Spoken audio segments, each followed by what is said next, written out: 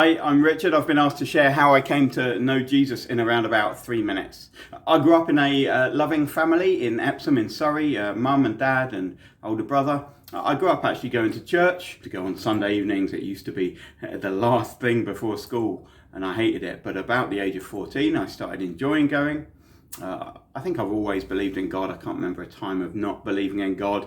And basically I thought, well, yeah, I'm a Christian. I believe in God. I'm trying to live by God's laws, the 10 Commandments, and hopefully I'll get to heaven.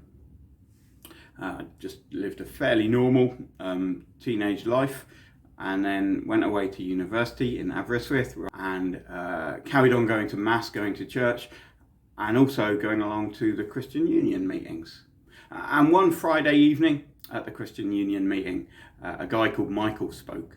And this guy, Michael, he really shook me because he was saying the Bible says this, but the Roman Catholic Church, the church I'd grown up in, teaches this, and they're totally different. And he was saying that for loads of different areas. And to start with, I was really annoyed, but actually by the end, I was like quite confused and I guess quite worried. I'd never read the Bible for myself. I didn't know whether what he was saying was true or not. So as a result, myself and this guy, Jonathan, started reading John's Gospel together, an eyewitness account of the life and the death and the resurrection of Jesus, an account that we've got in the Bible. And as Jonathan and I were reading this, well, to start with, I was trying to reconcile everything and work it all out. But then I realised I just need to look to Jesus, look to who he claimed to be, look to what he's done. And as I did so, actually, that was incredibly helpful. I'd always believed that Jesus had died and risen again. I'd worn a crucifix around my neck, but I'd never understood why.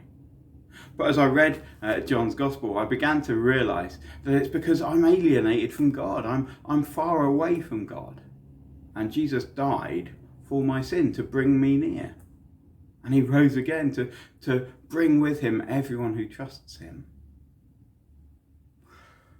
It was a pretty uncomfortable couple of months, actually. I was really realising that I'm not as good as I thought I was. And also then, I started to have questions about other religions, because I'd always assumed, my good friends, particularly a good friend who was a Hindu, they're good people. And so they'll be fine. But actually realising words of Jesus like, I'm the way and the truth and the life. No one comes to the Father except by me. I thought, well, where does that put my friend then? I was really upset and I ended up blurting all of this out to my friend Jonathan. I hadn't wanted to say it to him. I thought I might shake his faith. But I told him, I'm really confused. I don't know. I know I'm not right with God, but I don't know where to turn. And he said, well, have you prayed about it? And so that evening, as I walked back up the hill to my hall of residence room, I prayed and I said, God, if you're the God who I've been reading about, please let me know. And I just felt this overwhelming sense of peace wash over me then I think it would have been early December 1998. And it was then that I put my trust in Jesus to save me, to rescue me, to rule over me.